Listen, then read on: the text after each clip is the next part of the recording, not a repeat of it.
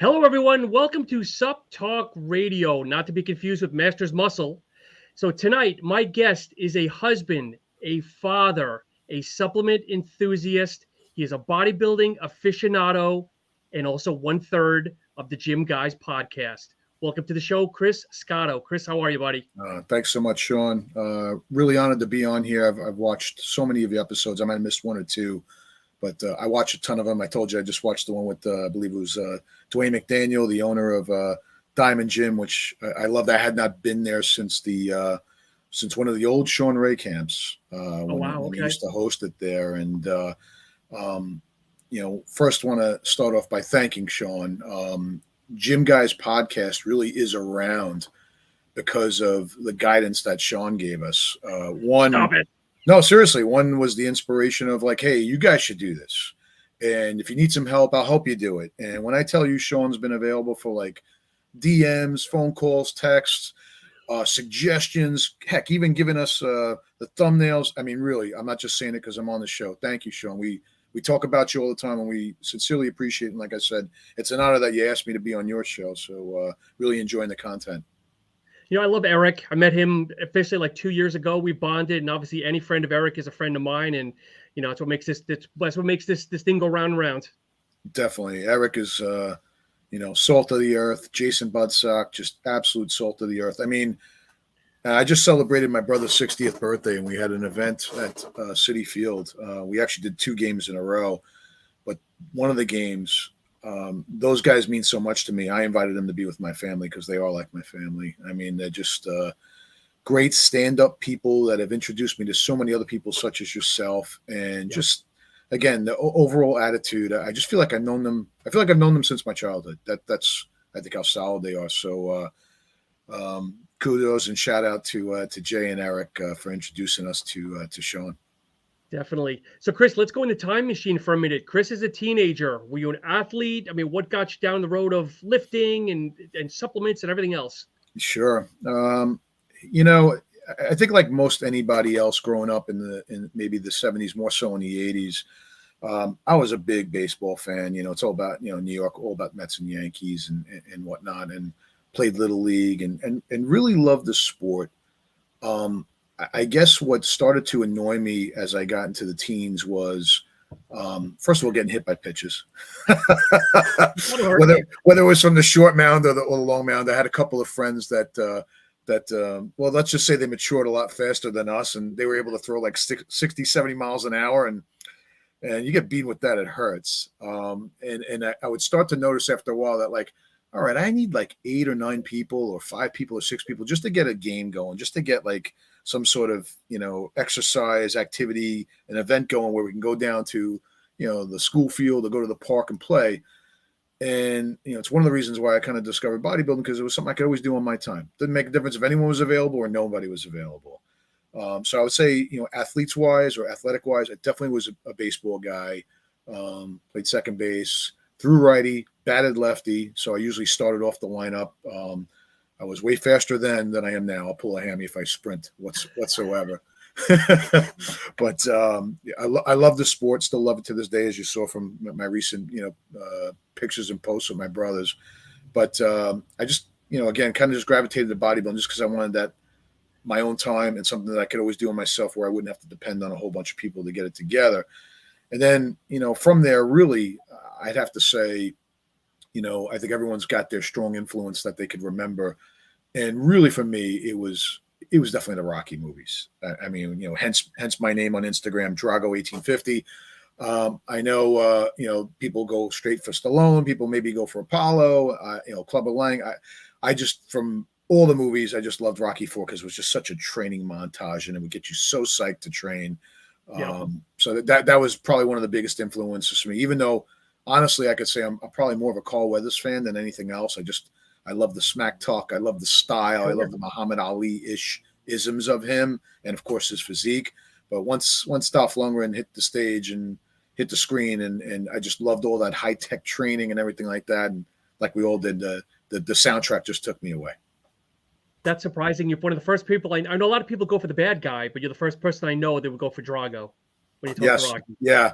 Often I am criticized about that, but again, I just love that whole movie and everything to do with it. And to this day, who doesn't catch it on TV or watch it on YouTube and just find themselves stuck watching it? So is that the best, in your opinion, is 4 the best one out of the whole series? You know what? I would tell you 3, even though that's Okay. contradictive to me liking Drago. And for me, it's 3 because I felt like it was almost 3 movies in one. It was it was the beginning of Rocky kicking butt with all the fights that Mickey was, setups. And then it was Hulk Hogan. And then it was, the first fight with Clubber. And then it was the second. And then it was meeting Apollo. Honestly, it was like 4 movies in one. Yeah. I can't even count how many times I paid and saw that movie, or I snuck in and saw that movie. Heck, my public library even offered it for free. I was just a revolving door. I just go in and out, stay the whole day there. I loved it that much. So you said going back to baseball for a minute, did you batted righty and through lefty or vice versa? Through righty, batted lefty. So you're ambidextrous then? I it's weird. Sean, like if I play golf, which is not often, I actually play golf righty. It helps me not carry my bad habits of a baseball swing on the golf course. So I swing righty for golf. I bat lefty for baseball. If I played tennis growing up in high school as well. I love tennis. I love any game. I love any game where it's really not over until it's truly over. So tennis, I swing righty. Heck, when we played hockey, I swung lefty.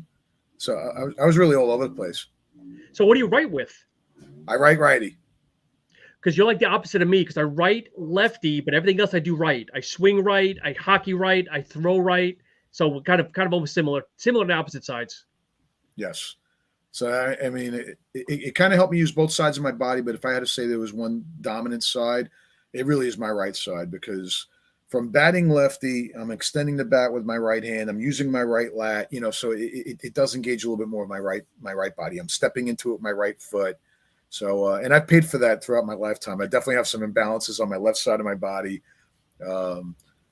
Right quad's bigger than my left hamstring's bigger than my right. I'm all over the place.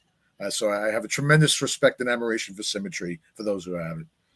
So did you grow up in New York? Are you a New Yorker? Yeah, grew up in Long Island, lived there essentially through my first college year. And then my father had a opportunity to move us to the West Coast, California, because of his job in 1991. Another thing I didn't mention before, which could extend into other stories, but I lost my mom at a very early age. I lost my mom at 13 years old from cancer. So that was another thing where I need to find a thing that I can do on my own and isolate myself and stay motivated. Another reason why I got into bodybuilding. But fast forward to your question now. Lived in New York through 19 years old, and then essentially my father said, "Hey, my job moved to California. You're going to be starting your sophomore year in college. You can either come with me, establish a year residency, and then once you do, California state schools were just incredibly affordable." Really? Okay. Yeah, I can remember the quote on the line to, what do they call it? Orientation, matriculation. You pick out your schedule, and it was, oh my God, I can't believe what a ripoff this is. This is California residents now saying this online while I'm online with them. I can't believe they raised the tuition from $10 a credit to $13 a credit. And mind you, I'm going to Cal State LA. I'm going to a state school, and we'll get into Cal State LA in a moment and how it's attached to some of the bodybuilding stories. And I'm like, $13 a credit. I'm like, oh my God, I'm going to school for a full schedule with books for like $1,000 a semester. And everyone's like, yeah, it's easy for you to say everything else is expensive in New York. It's not like this here, is what someone said to me online. I go, let me just tell you something. I go, $13. You can't even buy lunch at Hofstra University on Long Island for $13, at the time. So I had some great school experience there, and started to go to college once I established residency. And I went to school for nutrition, even though it's got nothing to do with what I do today, even though I do apply it to my life. And wouldn't you know it, I go to Cal State LA, and I got to take a gym class. So I'm like, okay, whatever, it's probably some BS gym class, and I'll do what I still do on my own time, whether it's going to Gold's Gym in Venice at the time because that was close by, or other Gold's gyms.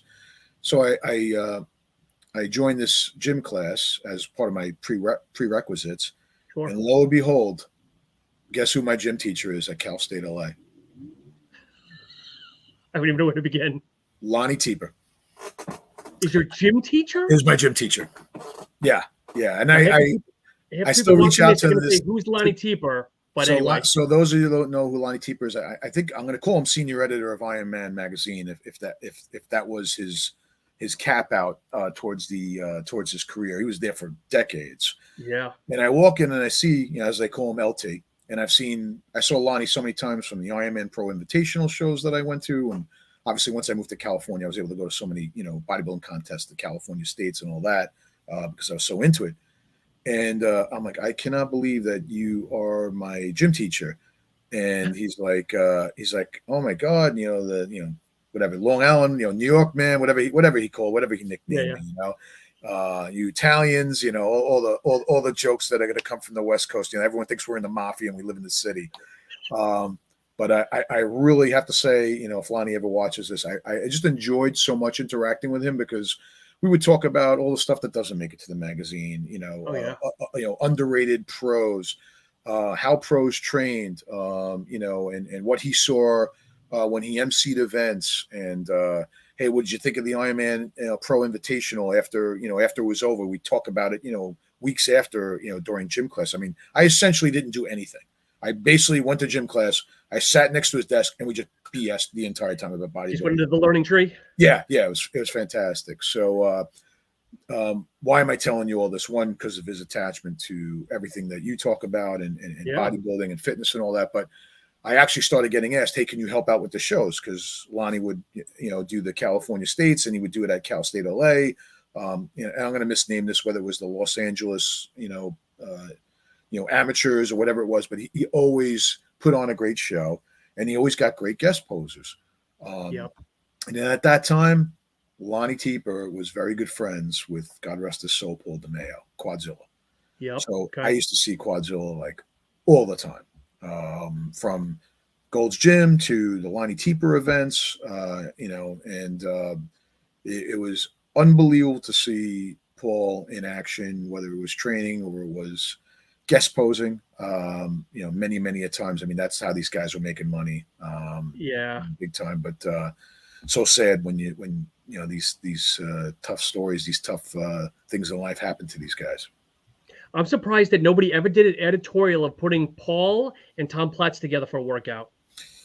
Yeah, I agree with you. Two different types of leg development, right? Yes, but huge. Yeah, I mean, the one thing about DeMayo, not to go off on the rails on Quadzilla, but let's give credit where credit's due. I mean, this guy wasn't just a set of quads. I mean, the tricep was ridiculous, the biceps were ridiculous, the calves were ridiculous. The chest, the oblique shots. He just never really got to that level where you could start to see him in a couple of shows and he can get more seasoned and better. It just, I think if I could say, Sean, probably once he got the Metrex contract, and he was at Club Metrex and he got wooed by, I think, Dr. Scott Connolly, and he got a brand new Corvette ZR1, which at the time was like an unbelievable card, still is to this day.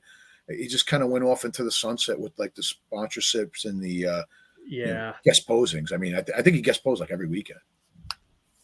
Wow, people watching this, they're going to start look. So any of these names you don't know, folks that are listening, look them up, because I know we have a lot of younger generational people watching the show, and you'll just be impressed with half these names that are going to come out through our podcast here. No, good point. Sorry if I'm going into. No, it's okay. I love the nostalgia. You know me, man. We're almost the same age. I love the nostalgia. Yeah, into the yesteryear. I would say, just along those lines, probably some of the two most impressive, biggest, like walk into Gold's Gym Venice, everyone was like, who the hell are these guys? Two of them, one of them was definitely Quadzilla. The other one was Matarazzo. I met Mike myself. He did gym opening. He's another guy that was just the kids alone. Mike came into town and everyone was just like enamored by him. And obviously, I mean, calf development like no other, bicep development like no other. And just, especially towards the end of the career, man, he really learned how to dial in. He would go to that magic mirror over at Gold's Venice and, the sunlight would come in just right. And it was just like, damn, dude, it's just unreal. back to how this all started with me telling you all these stories was, where did I live, and then where did I move to, and I just, once I got that opportunity to go with my father with his job to live in Cali, and I was really just getting into bodybuilding like a lot more at that point. I'm like, I cannot go. I got to go to the West Coast. I gotta experience Gold's Venice and other gyms that I trained at. And I got to witness this whole. Correct me if I'm wrong. I think of Tom Platz as the Golden Eagle, but I think the '90s were called the Golden Era, and right. And just that whole 91, the 95, 96 when I lived in West Coast. I mean, I saw it all. I saw Lee Priest come to the gym for the first time. I watched Dillette, Cormier, and Flex and Rico train together with, Charles Glass in and out. I was very blessed, very, very blessed to this day. I'm just so thankful that I took the chance and did it. I hired Mike Mentzer to train me, and I trained with Mike Mentzer, with the heavy duty, style of training. And obviously Dorian Yates was making it more popular at that point in time as well. And I got to meet Mike and train with him. And as the story goes, super high intensity, very low volume. And the guy made me dry heave on hamstring curls. I mean, it was ridiculous. Chris, how old were you then when you were training with Mentzer? So I was probably 21, 22. Yeah. Okay. So you were in your 20s. You weren't a teenager that was like, the hell am I doing? No. Definitely I'd learned about him, admired all the philosophical things, some of the famous Mike Mentzer quotes, right? Tap a stick of dynamite, with a feather and nothing will happen. Hit it with a hammer and watch out. And right. That was always kind of like his style. And I know I'm messing that quote up a little bit. Okay. But, I should know, but I do own his book. The HIT, the high intensity, heavy duty was the name of the book that I got from him. And I still have his business card, Wow. His handwritten number behind it. And just, it was a great experience. It was tough to watch Mike during those years though, because he literally would be sitting on the side patio at Gold's Venice, back in the day when it had all like the wood crisscross paneling and it said Gold's Gym, and there'd be like this brick or cement that you could sit on the side before you walked in the door. And he'd be sitting there, all baggy pants, smoking a cigarette. It was just, it's like, all right, you ready to train? He put his cigarette out. And, but I was like, hey man, whatever he is now, I get it. But whatever he was then, I'm all ears. I want to hear it. And I always thought he was very, definitely one of those uncrowned guys for sure. Mentzer was unbelievable. So if you were there in the 90s, you've probably seen a lot of wrestlers too, I would think, no? I did. Maybe Warrior and Sting, or I don't know if it was after your time or not. Or maybe it was the 80s. Yeah, I mean, Hulk Hogan, I definitely got to see, some of the, and again, for me, I started to get out of the wrestling scene once it was like the mid to late 80s, Of course, I watched Saturday Night's Main Event and all those great things that happened back then, and Piper's Corner, and oh my God, it was like, forget it, so entertaining. But I would see some wrestlers. I would definitely see some actors. I remember seeing Carl Weathers for the first time walking to the gym, and I was like, wow, man, he's tall. I mean, I'm short, whether you could tell or not on camera, I am. And 6'2" on camera, don't worry. I'm not Flavio Boccianini, which we can get into in a moment, but God bless him. I'd kill for his physique. But I was like, damn, man, he's much taller than I thought he ever was, standing toe to toe with Stallone or even Drago. Obviously, I remember he tiptoes up in Rocky IV to look up Drago before they hit the punt. They hit the gloves together, and he's like, oh my God, this is like cement.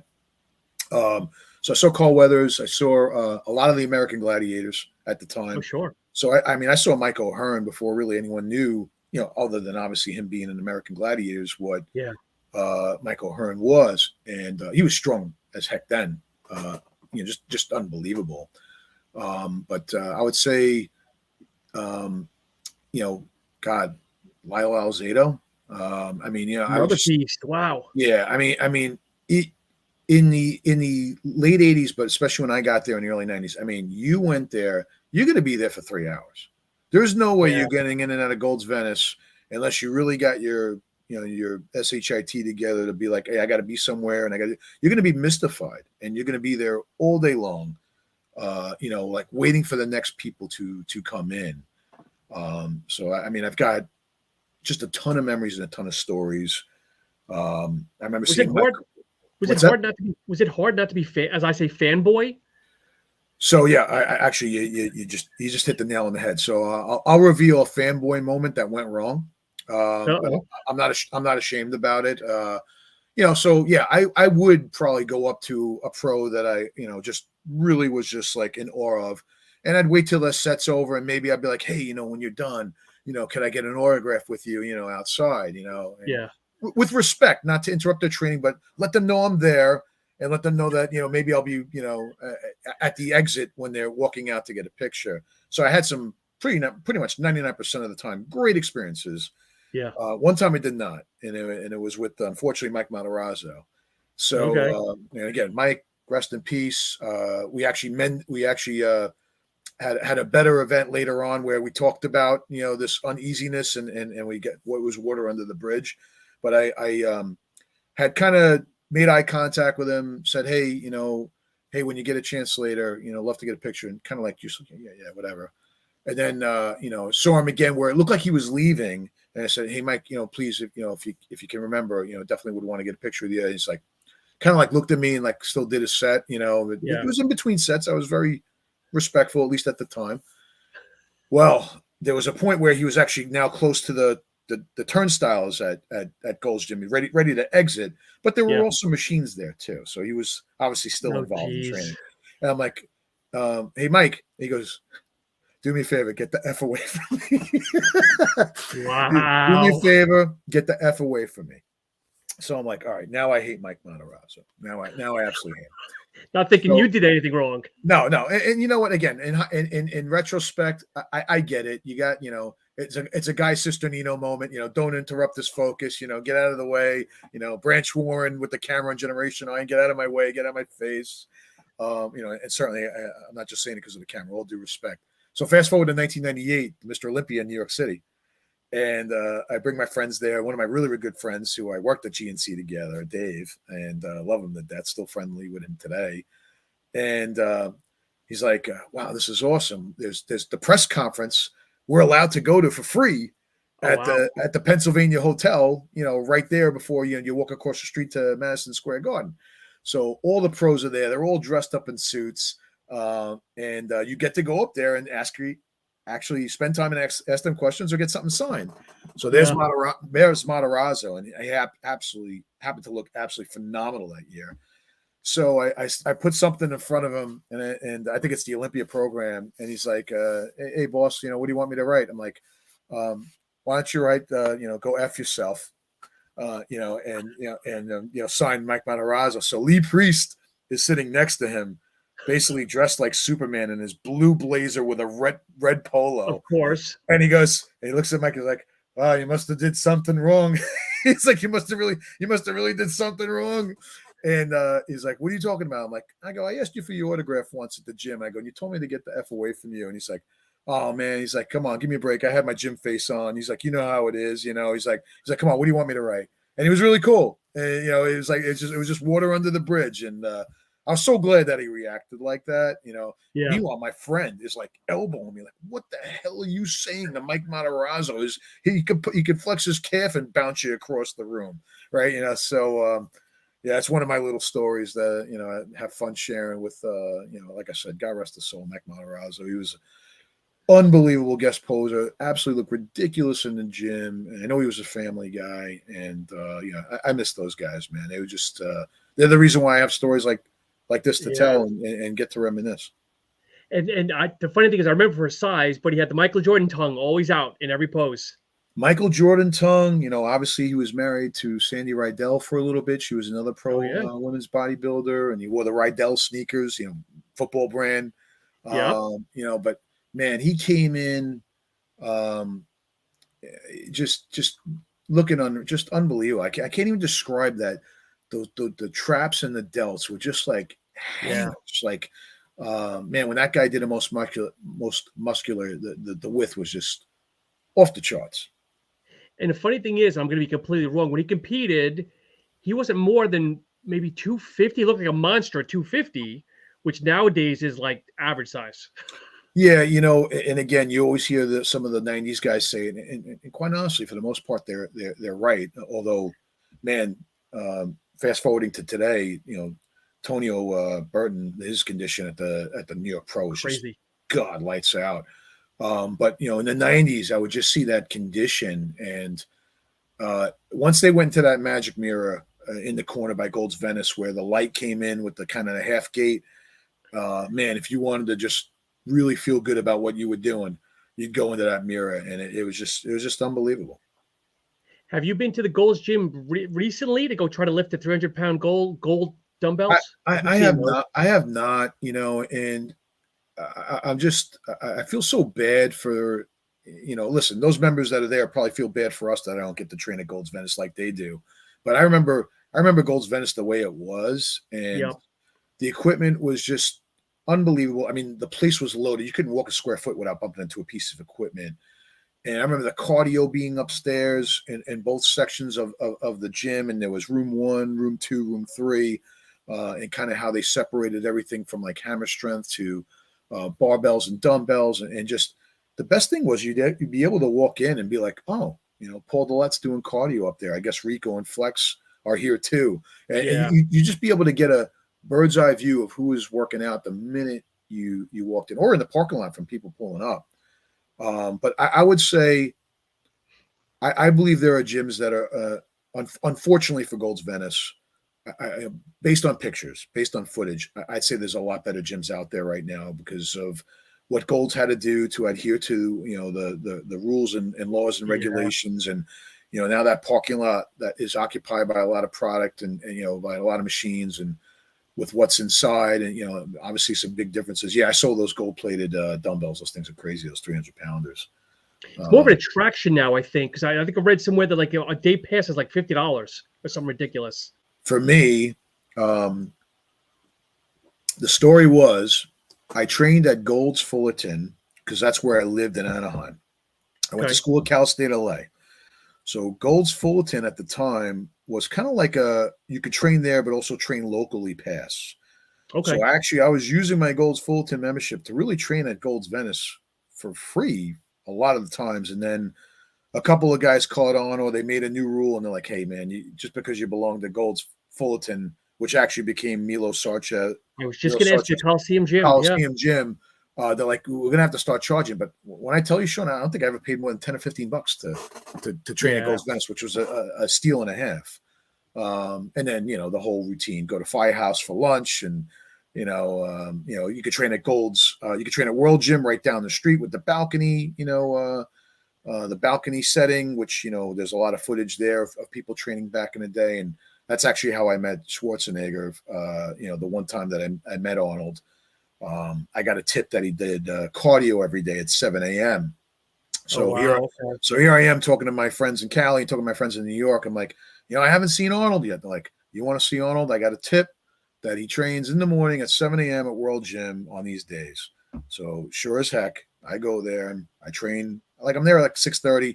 I'm training. I'm doing my thing, and I'm like, damn it, that was BS. Well, whoever told me that this is not happening, and I'm going to do a horrible imitation, but I hear in the background, Alex, come on, life cycle, 45 minutes, let's go. And I'm like, you hear that voice. Boom, yeah. And I'm like, life cycle, right? The brown bikes, the brown stationary bikes from back in the day with all the LED readout.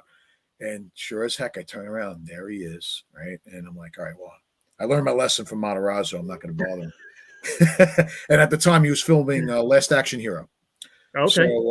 So I go to the front. I try to do this as respectfully and as professional as I can.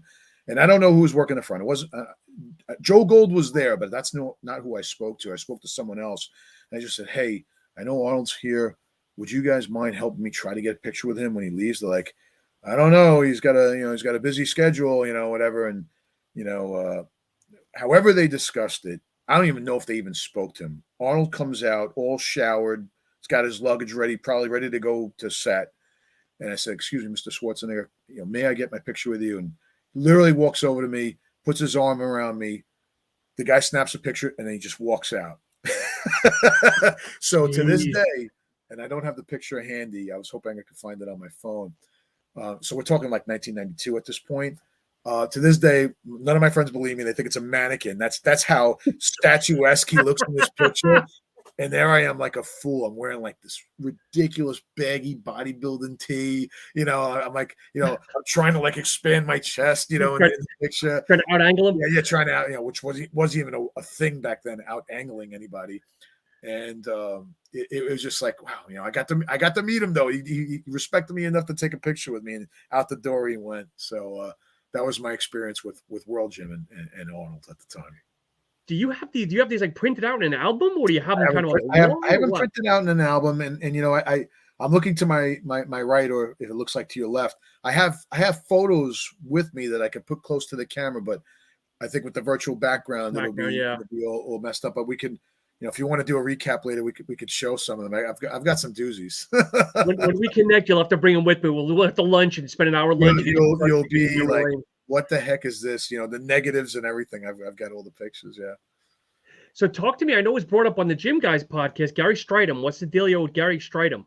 Man, you know, so you could tell by the period in which I was training at Gold's Venice, I got to see a lot of things, and I definitely got to see the dawn of the WBF. Yeah, that's how I was introduced to Gary. I think I was still living in New York when they had the first show at Atlantic City, and then obviously the second show was in Long Beach Convention Center. So I really got to see Gary just come into his own at the gym. I mean, he was just a sight to behold. I mean, I said, I often say on my own podcast, you know, I can't hold the candle to the guy's wrist or ankle. I mean, their physiques are unbelievable. You could criticize him all you want. And, you know, Gary was always criticized for his back, but let's, you know, or maybe not the greatest biceps. But let's talk about the caps. Let's talk about the chest. Let's talk about the quads. Let's talk about the striations. Let's talk about the conditioning, the abs. I mean, the guy was incredible. And so he winds up opening up a store for his own clothing. I think at the time was called Crazy Wear. And I think he either branched off into Zero Wear, or the two brands were in tandem. So he opens up like this little store, like right on the corner of Hampton Avenue, literally like near Fresh to Go, which was another great place to eat, all within walking distance to the gym. You could walk, you could round the block and go to Firehouse, Gold's Gym, World Gym, Gary's place at the time. So I would go there a lot, and, you know, wanted to get, you know, a bodybuilding baggy sweater or some shorts. And I just always remember from watching all the documentation of Gary that, you know, I really admired his physique. So I had just landed a job at another GNC on the West Coast. I happened to work for a really nice family, and I really enjoyed working for them. And they were close to my home when I went home on the weekends from college, because I go to school at LA, but I lived in Anaheim.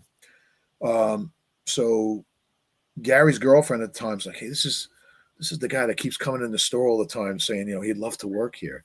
And so I won't even try to imitate his Southern African accent, but he asked me, hey, I hear you come in here a lot. You know, he's like, you know, would you want to work for us? You know, and you seem like a nice guy. And I'm like, oh my God. Oh my God, it's happening. Like, I'm going to be in the circle, you know, like I'm going to work for Gary Strydom, and I'm going to be in the circle. And I swear to you, this thought came across my mind, and I'm always truthful on my podcast. I'm going to continue to be truthful with you. You know, I was always on the cusp of whether I should try gear or not. And I never did gear. Okay. Had it in my hand.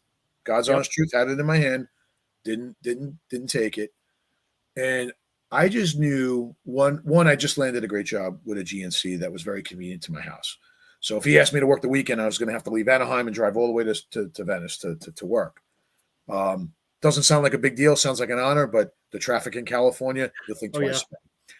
And then the other thought that's going through my mind is, I know if I work for Gary, not that he was like this dealer or anything. Gary, forgive me if you watch this, but I knew that if I work for Gary, I mean, how was I not going to venture into the world of gear? You know, I'm going to see him. I'm going to be potentially maybe even training with him. I'm going to know his lifestyle, and I'll be tempted. Let's just call it what it is. Yeah. And I just said to myself, man, I feel like I got two paths in front of me. I can either go this path and maybe I'll stay healthier for a longer period of time, or I can go this path and live an unbelievable life, but maybe not as long, or maybe with some obstacles. You know, it's let's call it what it is, but it's by far a death sentence if you handle yourself correctly and you always go for checkups. You could be just fine. There's many guys out there that are proof of that. But that was going through my mind. This is a commitment not only to work for Gary Strydom, but a commitment to a new lifestyle for me.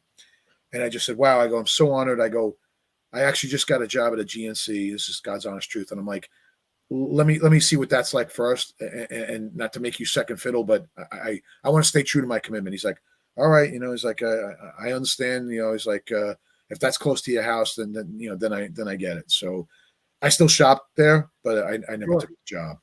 So Wow, that was my experience with Gary Strydom, and I do kick myself in the butt, thinking about it today. Where would that have taken me?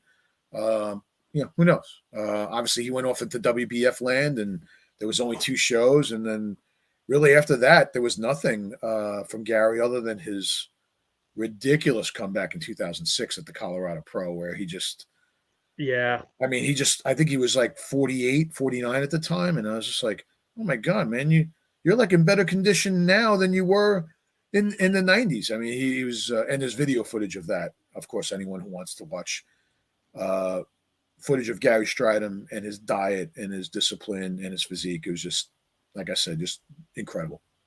And I follow him on Facebook, so I don't know how up to date his pictures are. I know he's in Thailand. I believe it's Thailand. He lives in Thailand. Yeah, he lives in Thailand, and definitely seems to be very private. But he was a fixture like at $1 million. Yeah, but I don't know how current those pictures are. But when he posts, they still look very good. Oh, he was unbelievable. Obviously, a little bit heavier for the first one. Actually, no, a little bit in better condition for the first WBF contest. A little bit less than the second one. But still, just an unbelievable gym and stage physique, and a great poser. For those of you who don't know, if you want to watch WBF footage, that's one thing. There's more theatrics. Watch the 1990 Ironman or watch the 1988 or 89 Olympia. I mean, Gary was just an unbelievable poser. Yeah, because I think his best was second to Haney, I think, one year. I think he took second, maybe. I might be wrong in the Olympia. Yeah, man, he was he was starting to be considered the heir apparent or the guy to possibly take it away, especially because of his height and his weight. Yeah. So, Kris, let's flip over to supplementation. When did you start getting into supplements? Because I know you're as enthusiastic as I am when it comes to supplements. Sure. Definitely same timing, Sean, kind of like of the stories that I'm giving you now. Yeah. As I mentioned, I lost my mom at an early age, and it was kind of like, what can I do to battle this stress, to make myself better, between being inspired by Rocky movies or Karate Kid or, whatever it was, Breaking, right? We could talk about that too. And, watching my older brother, who was a big inspiration to me, training and taking Joe Weider's supplements and the horse pill vitamins and all that. I'm like, all right, he's doing it. I'm going to do it too. So, that's kind of how easy it was as far as, convincing me. So I started getting into it and buying some supplements, and kind of how I said, wow, not only am I buying them all the time, I might as well work for the store so I could be that much closer to it and get some discounts. So pretty much the first thing I started off with was probably Joe Weider's dynamic, body gainer, weight gainer, or whatever the name was of the product. And here I am, lactose intolerant, Chris Scotto. Before anyone really even knew what that was, they would just be like, oh, you got a nervous stomach, you ate too fast. Meanwhile, we're just taking in tons of casein and crappy protein and just going to the bathroom, and so it kind of started off with those products, which I'm like, oh, I got to tough it out. This will help me gain muscle, even though I'm getting a stomach ache and I'm going to the bathroom. So I'd say those are probably some of the first products I tried. The big amino acid tablets; those are definitely my first 2. Oh, I remember those. Yeah, those are my first ventures into supplementation, and then it was, I wouldn't call it supplementation, but it was kind of the cool thing to take. Wheat germ, pouring wheat germ. Okay. Yeah, pouring. What's the brand? Carnation, I think it was. Just everyone putting wheat germ on their food because it had some extra vitamins in it, and I forgot the other ingredient that was in it that people were bragging about for working out. And then, fast forward to working at not only GNC, but before that, I worked at Nature Food Centers, which was a big chain that GNC actually bought come the late 80s, early 90s. That's when I started getting exposed to, Universal Animal Pack. the yellow can. And it's not in this picture behind me, but I have another picture of another GNC that I worked at with two of my very, very dear friends that I am still friends with today from working with them in the 80s and 90s. Those are the kind of bonds that we developed back then. And we sold a lot of Universal Animal Pack on the shelf when it was, again, as I quoted, Universal was the brand, Animal Pack was the product. And then lo and behold, years later, it actually becomes not only the sub brand, it actually becomes like the main brand under Animal Pack. So that was the other product I took. I'll always be truthful. I would switch between that, and I was enamored by Beverly International when they had their big vitamin packs. Beverly International would actually come more in a clear plastic bag. Mm-hmm. So I'd switch on and off between that. And I think at the time, too, Healthy and Fit, a brand that was actually, I'm going to say Hudson Valley in the Bronx, Croton on the Hudson, I believe. Very famous brand for their 100% egg protein. And yes, probably remember the logo. The guy would be holding up like the Healthy and Fit, logo. Wow. And that was a big brand for us, especially with their aminos, too, taking those horse tablets all the time. So I'd say, that's the beginning of my interest and use of supplementation. I would try, liver tabs, and as far as anything else, weight gainer, tons of it, super heavyweight gainer, Gainer's Fuel 1000, all those things. And that's probably the era in which you saw the standard brands of like the Weeder and the Healthy and Fit. And Twin Labs was big since in New York. Twin Labs when they came in, and you could see it behind me here, yeah, wherever my finger's pointing. The Ultra Fuel or whatever, all the fuel. Oh my God, we were making pyramids of it, and people buying it, and then of course it really, really, really took off once Rip Fuel came out. It was just a whole other ball game with ephedrine. I think it's interesting because the picture behind you, that's how we're dating ourselves here. Is I remember back in the day, you go to GNC, you could pick up weight equipment. You could also get clothing in the GNCs, whether it's a top, a set of, I don't know if it was Zubaz or the Crazy Wear, whatever, crazy, the baggy pants. And God, things have changed over the years. I recently ran into my friend, Matt, and he was friends with the owner of this GNC that's pictured behind me. The owner was essentially 19 years old. He had won a lawsuit. He won a lawsuit at a club from some club fight. And of course, he was an ambitious young fellow into bodybuilding and said, you know what, I'm going to open up a GNC and it's going to be my way or the highway. I'm going to bring in all the brands I want. And, all those supplements that I told you I took, that was even like the beginning of working at a GNC. It was the fact that the owner was so into the sport that he's like, check out, wait till next week. I'm going to have Vince Taylor here. And then the week after that, I'm going to have Matt Mendenhall here. And he would just take it upon himself to like bring in his favorite bodybuilders to sign autographs and have guest appearances at this very GNC. Jeez. And we would bring in traffic, but we would scare away all the elderly people that came in to buy. I'm here for the soy lecithin granules, or, I'm here for the oat bran, or I'm here for the vitamin E. And meanwhile, the whole other side of the store would be what you see behind me: Gainer's Fuel, Strength Systems USA, Boron, Dibenzazide, all the, it was two worlds collide. But I had such fond memories of it. And then, of course, years later with my friends that I was just speaking of, I worked at another famous mall, and we had like one of the best GNCs. We were like number one in the Northeast. We just killed it with gold cards. We just killed it with interacting with customers and letting them know what products complemented each other. And I'll kind of maybe not end it, but kind of somewhat conclude it with this. Once the Metrex hit, once the packets, the kind of the meal replacements. I know Scott was talking to you a lot about it. Scott Welch from Muscle Tech on one of your podcasts.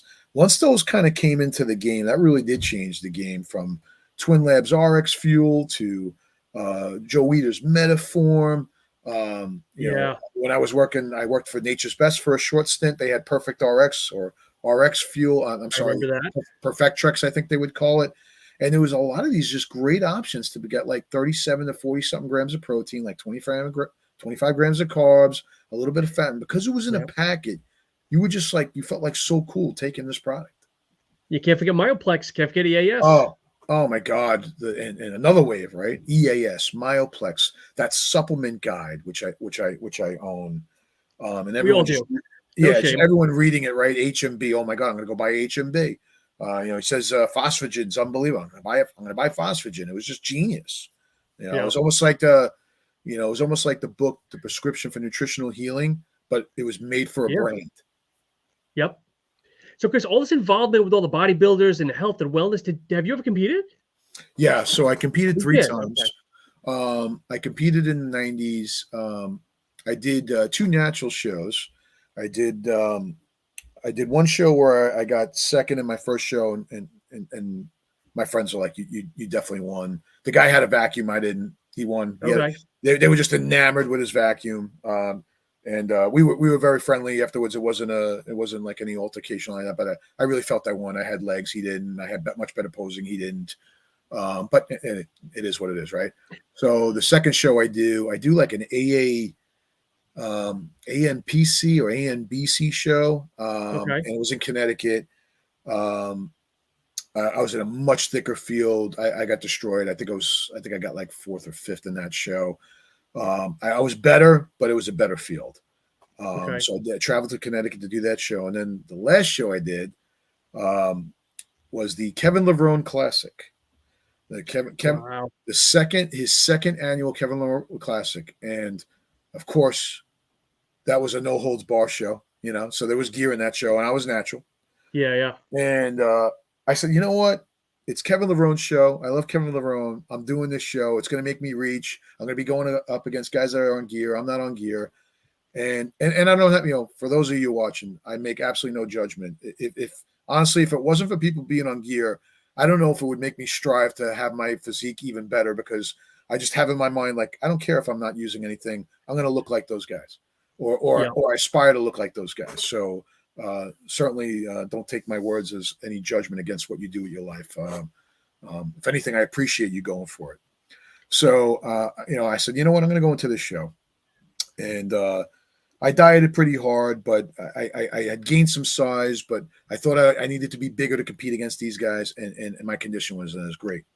So I go on stage and I do all my posing. I do my routine, and I'm like, yeah, man, I'm just getting blasted. I'm really getting blasted.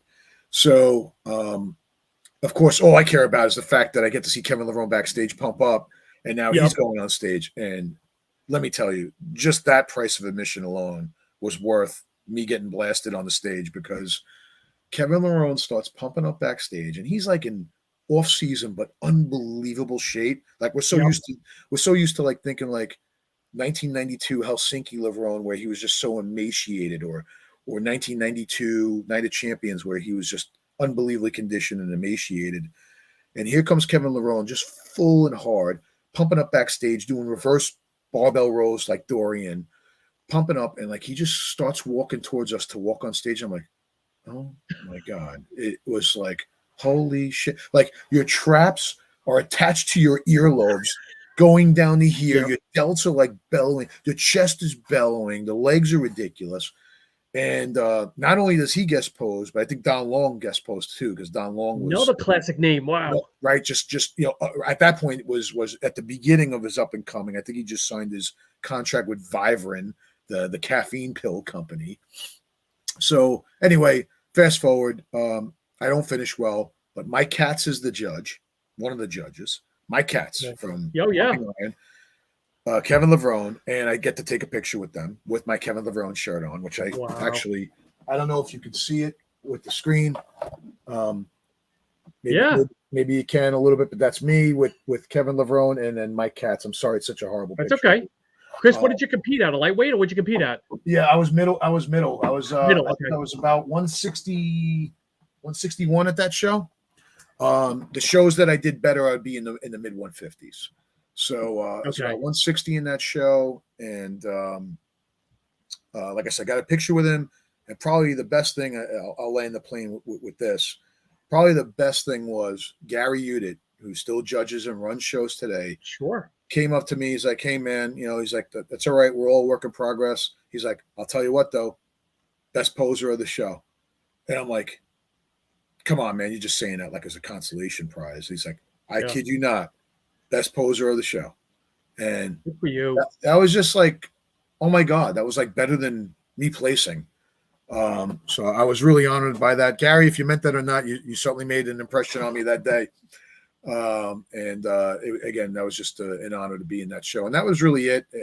Like I said, from that point, I was in California and I was just training and then going to college, and then life just takes its own course. And every year I thought I was going to go back and compete, and I never did. I didn't have the discipline, maybe to diet enough, or just didn't have the time. I was involved with a new job or school or a girlfriend. So you know how it is.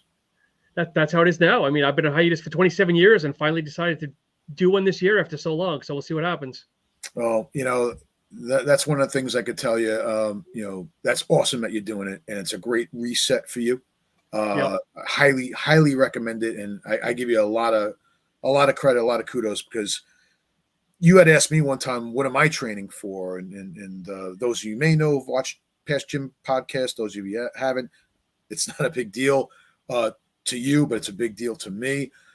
As I said, I was just a tremendous follower of the Animal brand, and I loved all the athletes that they always had, because I loved what the athletes represented and what they spoke about. So, one day I'm talking to Eric, my good friend and co-host of Gym Guys podcast, and I'm like, I want to train with somebody or get coached by someone. I know it'll make me reach more. I know it'll hold me a lot more accountable. And I know if I pay for it, heck, I'm not going to be, dilly-dally.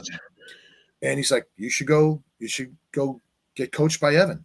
He's like, Evan's dynamite. I mean, you see him on his YouTube channels. He's teaching you how to cook. He's teaching you quality ingredients. He's teaching you how to eat. He's teaching you what products to buy. And I'll always say it's just a lot of no nonsense about Evan. So fast forward to, this end of 2022, I'm like, you know what? I call him up. I'm like, Ev, I can't do it this month, but I'll be ready in December. I want to, go under your tutelage, for diet, for training. And he's like, sure, we've been connected ever since. And I'll tell you, there's days in the gym now where I'm at my age, I'll be 52. Right. I'm better than I was in my early 40s, and some lifts I'm better than I was in my late 30s. So it's, what does this all mean?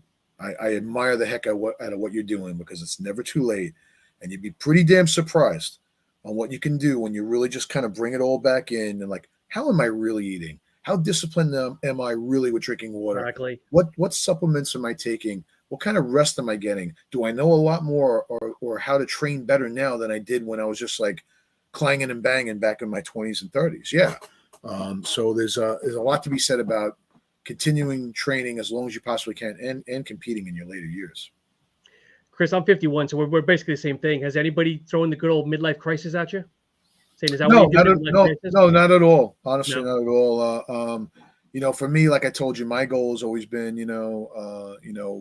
I get to represent great brands like Animal, because I've always used them. I've always been affiliated with them and just been part of my lifestyle. Like, hey, man, maybe we can get together and you could tell your story about, like I am right now, about how long I've been using the products and how many products I've tried from them and what I like and, what I could put to the side and what I truly like. Is one of always the great things I loved about the Animal athletes, especially Evan. They tell you what they use, and they don't take everything. They tell you what they like, and they tell you what they maybe not care for.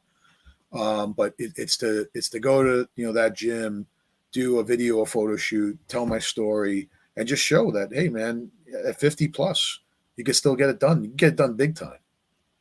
Yeah. So how long have you been an ambassador or kind of working with them? Oh, years. Geez, I mean, selling it for decades, ambassador for at least 6 years or so, if not more.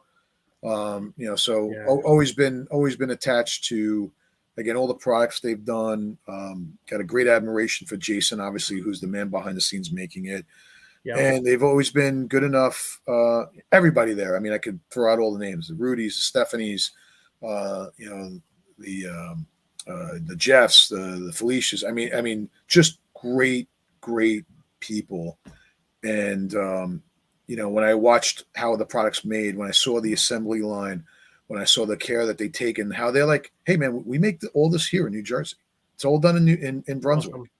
And it's very admirable. And they don't take shortcuts. I just love the brand. And again, there's many brands I like. Yeah, of course. I'm not just here to pitch that. Yes, I've taken Apollon, I've taken Bare Knuckle. I love what Rob, no nonsense. Like, I don't care what you do. Mine's going to be stronger. Mine's going to be greater. And I love that. You know, that's important to the industry. It is. Yeah. That people take those chances and do that. I love, you know, we were talking about Scott Welch before, you know, and some of the new products there. I mean, Euphoric is kind of like in a lane of its own right now with this paraxanthine, you know, ingredient. And they're reinventing themselves, because I feel, and I've told Yeah. Scott this, I feel like they've been on cruise control the last couple of years and needed this maybe infusion. I don't know what term you want to use, but to kind of pick them back up again. Definitely. A rebirth. Maybe a rebirth is the right word. And I would recommend it to everyone. Yeah, you know, we could be up here talking about Apollon or Animal, and they are great brands, truly are. But obviously, we do respect other brands and what they bring to the table, and we do in fact try them, because I want to know. Not only do I want to know what they're doing, but two, you meet great people in this industry. Three, it's like, hey, you know, does that give you an idea to make, you know, do something with your product and maybe improve upon it? So you're never too old to learn. You're never too smart to learn. You've never arrived, especially in the supplement world, to learn. That's it. Speaking of supplements, one of our, I think he's a mutual friend of ours, Spencer Lynn of Kris. Yeah. He's actually watching now. He said, I love hearing all the old school stories from Kris. Got to find that picture with Arnold. I'll dig it up. Please do not make fun of my outfit when you see it. And no, it's not a statue. Spencer's crazy. He was a guest on a couple of weeks ago doing a 100-mile crazy. walk. I don't know how anyone does that. Marathons. Much prop to you, Spencer, if you're still watching now. Oh, absolutely incredible. Yeah, I do like his products. He had sent me some stuff as well. I really was intrigued by actually what I didn't think I was going to be intrigued about, the gummies, the cool kind of like the chewables. Oh, really cool, especially if you are dieting and you're jonesing for something. At least you're getting like an immune supplement, or you're getting like a sleep supplement. Pretty cool in the individual packing. Interesting. So, Kris, what brought you back to the East Coast? Female, or just change of pace again, or what? Yeah, I could describe it like in like one sentence. I had Rodney King, God rest his soul. That happened in California when I was there. Oh, okay. I had O.J. Simpson. That changed everybody's life, obviously in more serious ways than others, for others. And the 6.8 Northridge earthquake. That was like a train going through my house. And after that, and me graduating college, and me still having all my friends from high school to this day, I was like, all right, I just watched like the planet turn upside down between events and lifestyle. Yeah. And again, me coming from New York, you know, the deep accent, the Italian, oh, you must be in the mafia. You know, everyone was just like kind of almost like somewhat standoffish. No offense. That's just how it was in the 90s. Yeah. And I'm like, listen, I can go anywhere now. I got my degree. Where am I going to go? And I said, you know, I'm going to go back home. And that's kind of really how it happened. And then not too long after that, my father's job moved, and they wound up going to Florida. So, you know, I was kind of back in New York, you know, by myself, and then, you know, met my girlfriend and my wife. So it was, you know, I love things about California. You know, I think I had about 60 or 70 days of straight sunshine before the first day of rain when I moved there. Wow. And I'll never forget it. Basically, when I moved there in the early spring or either late spring or early summer of 91, 92, I didn't see a day of rain till like Halloween. Wow. And I'm like, if this happened on the East Coast, no one would go to work. Everyone would be enjoying all the great days out. And I loved it. It was just kind of like an amusement park that I didn't have all my close friends to go on the rides with, is basically how I could describe it. But I loved it. I loved my experience at Gold's Venice. Heck, I loved my experience at Gold's Fullerton. I mean, I was side by side with Sean Ray all the time, and Troy Zucolato sometimes, Patrick. Wow, another name. Tavita, I'm going to mess up your last name. I think he was Hawaiian. Tavita Alolelai. Okay. Sure I destroyed that name, but man, I got to rub elbows with George Eiferman.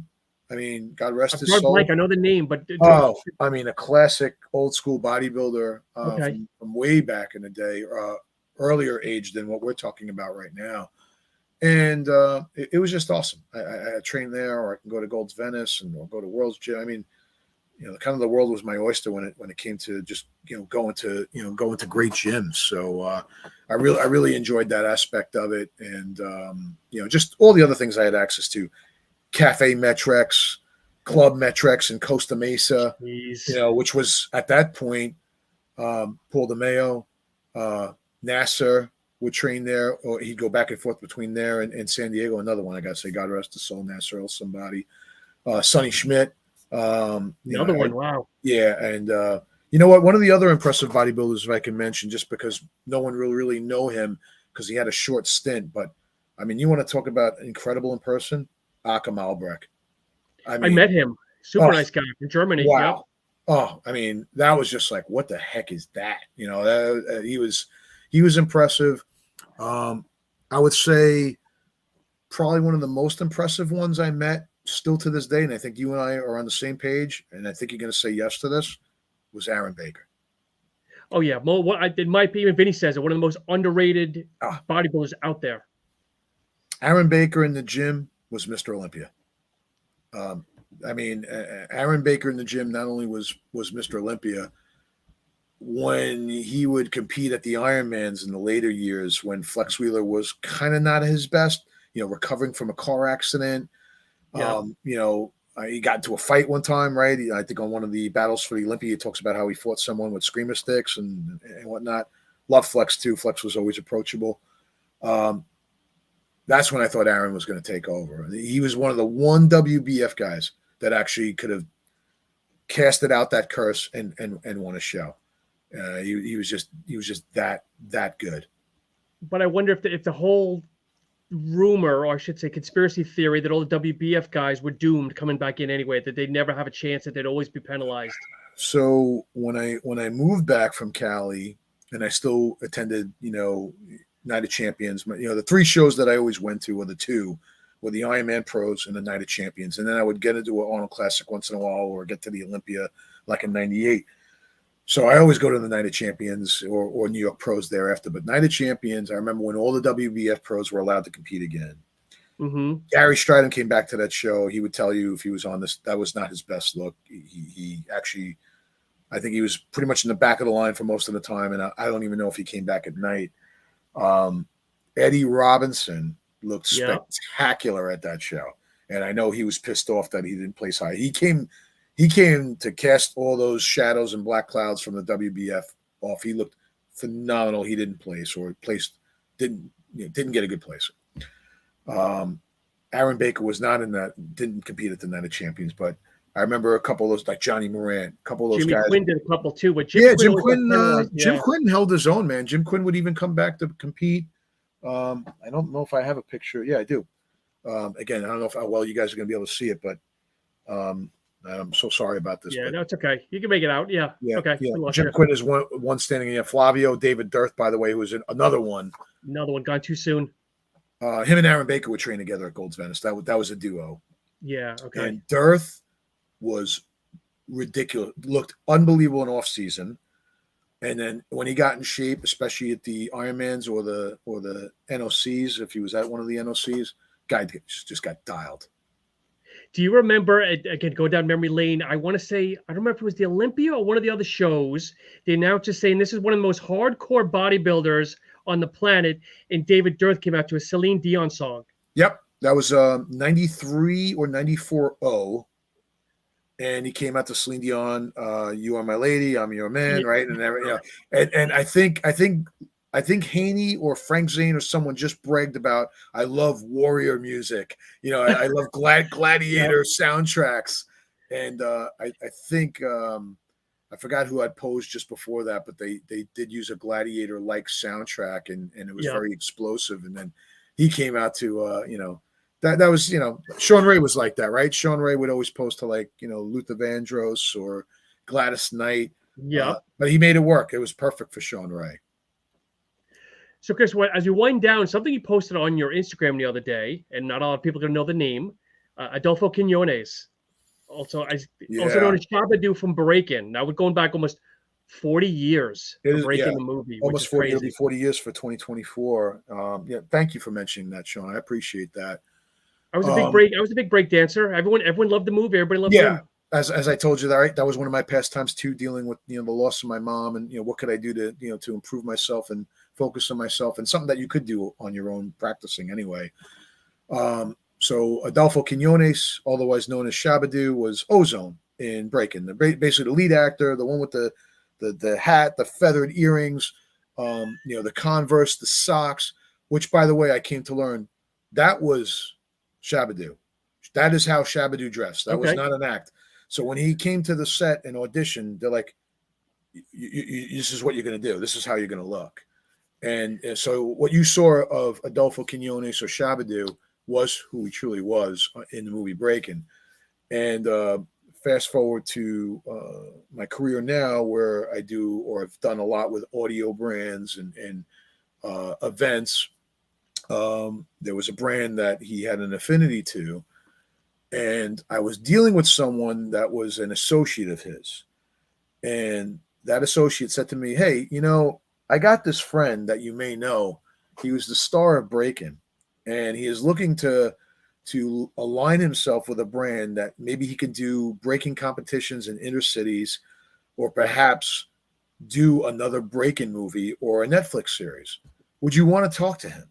I go, "Would I want to talk to him?" I'm like, "Oh my God." I'm like, that, for those of you watching, that would be like, honestly, me talking to like Ralph Macchio, maybe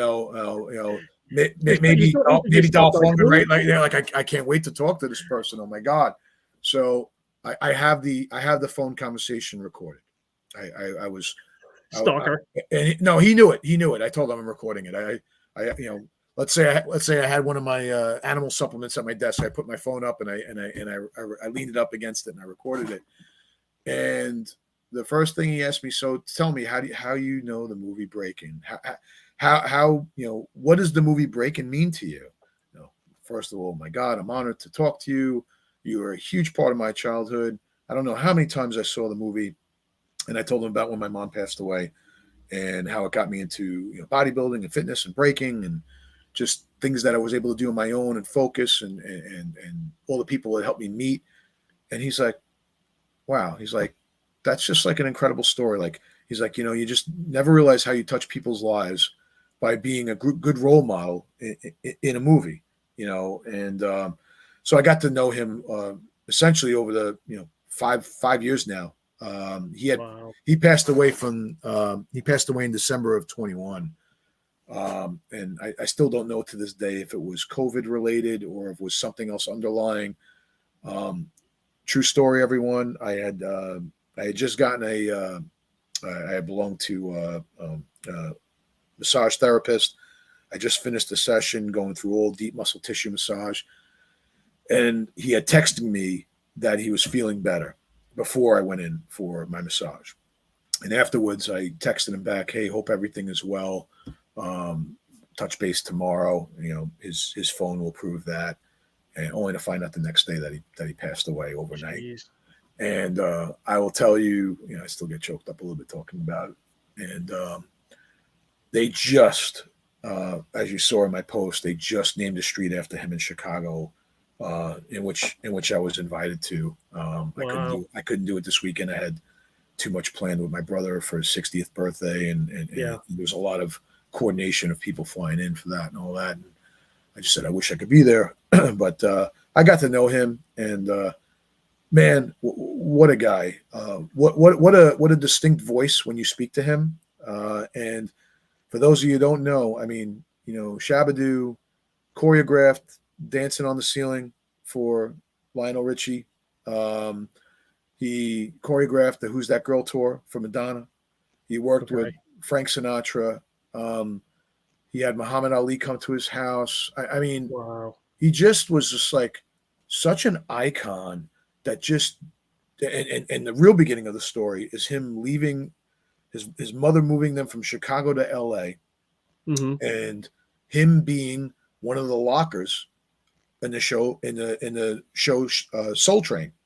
So he was the opening act for Soul Train. If you watch it now, you'll see Shaabadoo doing all his moves. I won't even dare to attempt imitating him. And it was almost like James Brown met breaking, and almost like James Brown met popping. Yeah. And it really was, popping and locking, and he owned it. And he had, those of you who don't know, Tony Basil, old Mickey, You're So Fine. She was one of the greatest lockers. As a matter of fact, you could still see footage of her today. She still got it. She's unbelievable in how she moves. Poppin' Pete, who's over in China right now, actually teaching classes right now in his 60s, teaching classes of people on how to pop and break. So I just got to meet all these people, and like I said, whether it's the journey I had living in California, the people I've met, like yourself, just incredible network of people that you just don't know where it's going to lead to next. And I'm just beyond grateful for just all those not only associations, really friends. Yeah. You've lived a very, very good life, my man. For someone that's hasn't been a professional bodybuilder, just involved, and you've been. I can just imagine like what your albums look like. And one of these days, hopefully, I'll be honored to look at some of your albums and really sit down and kind of compare notes. No, definitely. And again, we haven't even scratched the surface. There's the time I met Victor Richards. I mean, there's just so many great, just interactions I've had, whether they've been at shows. Or at the gym, or, like I said, I never would even, Evan would laugh at this, but I never thought that I would talk to Evan on the phone, or I'd be reporting to him, or he'd be asking me, hey, can you do this? Like I have just a great friendship with Evan Centopani. And it's just like, these things can happen, people. It's just incredible. Just, obviously do them, pursue them respectfully. Hopefully they happen naturally, and they really have been for a long time. I've been very blessed. I'm in the same boat. I'm a fanboy for a minute here. Many people know I followed Vinny in the 90s. Yeah. And it's like, here we are 25 years later, and we're good friends, and it just, working out with him. It's just it's surreal. It's still surreal to a point. As it should be. I remember not too long ago, there was a signature fitness event, and there've been a few since then. And I couldn't go to this one. I had some business travel and whatnot. And Vinny DM'd me after, I forgot how we met through your show, Masters Muscle. Okay. And said, hey, are you training today? And I said, what? Like, this guy's reaching out to me. And he's like, when do you do legs? And I think I wrote back, like, whenever you do them is when I'll do them. And we actually coordinated a day that we were going to train together. And then he had, some other obligations. I had some but I'm like, who would ever have thought that I'd get in a position where Vinny Galanti would be like, hey, you want to train together? Yeah. I'm like, it's just amazing. And it's these podcasts and meeting people, again, like yourself, and just Evan, Jimmy Mentis, for God's sakes. Jimmy Mentis, another one, yeah. I mean, we're DMing each other. I haven't opened it up yet, but I'll plug him. I mean, I said, Jimmy, I go, how's your stuff? I want to support you. He's like, I'm sending it to you. So nice. He sent me some PV7. I can't wait to try it. And I'm like, I'm still buying something from you. So, of course, I bought a shirt because I don't like doing that. But another great guy. Like, hey, when you come to train at the pit? I'm like, this guy's asking me, like the guy that was on magazine covers, he's asking me when I'm going to go train with him. Little old me, yeah. Yeah, it's just really been so humbling. I couldn't be more grateful for the opportunity. So, Kris, as you wind down, what's next for the podcast? Anybody you want to announce? I know you guys are still lining up guests, but anything exciting? Yeah, I know we were talking to the guys from Coronado that own the meal prep company. I know Eric's very friendly with them. We'll be honored to have them on. I just spoke to Andrew Herbert, one of our athletes from Animal, one of the powerlifters that went bodybuilding, who's also a paramedic. I mean, this guy is amazing. This guy's just a living Hulk. I mean, he's amazing. Just a great guy. So we're going to get him on the show. I'd love to say we're going to have some of the names that you were talking about. I think Jimmy Mentis was kind enough to say, let me see who I can get in my network that would want to be on your show. And again, all we really want to do is just, obviously honor the present and the future, but also the past. If we could, I've been lucky enough to DM and have conversations with Mike Christian, and I know sometimes he goes into isolation for a little bit. And Mike, I got all the mad respect for you with the whole Iron Warrior and everything. I'd love to have Mike Christian on the show, and I got to witness Mike Christian train when I used to go to Gold's Venice, which was awesome. I just loved his personality, and I love the rivalry between him and Haney. And I always go back and DM him, watching the Chicago Mr. Olympia in 1990, and just be like, dude, you won that show. you won that show. And just guys like that, and then again, on the other end of it, would I love to have an equipment company on? I just recently reached out to Raw Motive Works. They do a lot of product that's just, stand up. They call it raw because there's just no crazy mechanism to it. You're just getting the ability to do kind of free weight barbell movements, courtesy of a machine. Much like I think like Arsenal Strength, I would say would be maybe the fairest comparison. So I reached out to them. I'd love to have you on. They're like, you know what? We'd consider it. We're just not ready yet. Well, maybe another time. I reached out to Vince Taylor. Vince I bought Vince products. I bought his grips. And man, you want to talk about growing up in the 90s and watching a guy just slay shows and slay posing routines. He was just incredible. And always kind enough to respond to me. There was a time where I was going to be able to train with him too at where he does personal training.